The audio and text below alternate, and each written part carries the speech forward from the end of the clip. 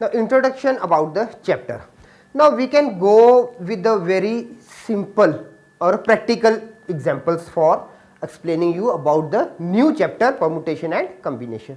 Now I am just going with two different examples side by side. Now number one is, suppose you are having a number lock okay, and it is with 3 wheels, numbers from 0 to 9, means total numbers are 10. Now what happens, first digit, suppose it is 5, 5 you remember and remaining 2 you forget, okay. So remaining 2 will be from 0 to 9, all the 10 here, all the 10 here, okay. So what we are going to do now, we are going to arrange it in such a manner, one by one, such that we are getting the right result, okay. Second thing can be, now we are having in a library, the librarian, he or she wants to arrange the books, okay. Suppose the books are for class 11th non-medical stream. Now overall the teacher is having 100 books and he or she has to arrange the books in an almirah in such a way that almirah is capable of only 75 books, okay.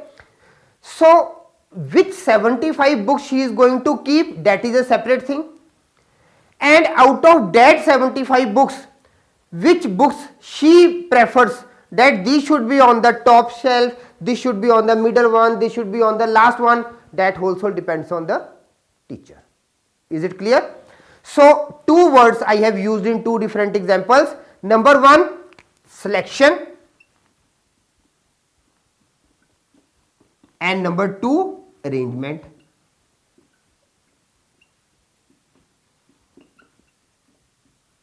Now these two words, selection and arrangement, this is the basic funda for this chapter. Now we are going to use these words again and again, and the techniques. Now why we are going for some arrangements, means why the librarian needs some proper arrangements, so that whenever you are going to ask a book, she should be knowing that I have kept this book upstairs on the top shelf. Is it clear? So basically it can be, we can just go with the subject wise, we can go with the alphabetic wise for the publishers, for the name of the books, depends on the librarian. Is it clear?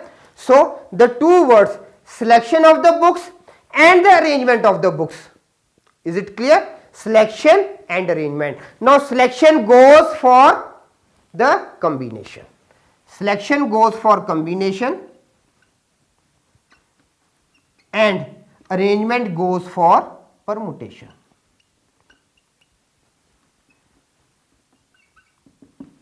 Okay. So the techniques which we are going to use in this chapter for determining the number of different ways for the selection and arrangements is going to be covered in the topic permutation and combination, and with many different and interesting examples, okay, with new types of formulas, that one which I told you, factorial. Is it clear? So and lastly I am just going to give you a very simple example out of, means you are already aware.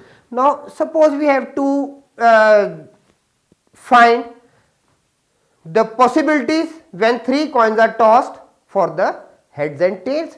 Now one student, what he is doing, he is just writing head, head and head in the first case, and on the same time second he just wrote T, T and T. So now he is going to cover all the 8, but not in a systematic pattern, okay. And if we are teaching them a systematic pattern, now 8 ways, 8 different types of arrangements can be written in any order. That is what, that is permutation. Is it clear? So we are going with this interesting topic, that is permutation and combination. Right in the beginning there will be a small little thing which is very helpful for the permutation. We are going to discuss that first, interesting one, and then we are going for the main contents.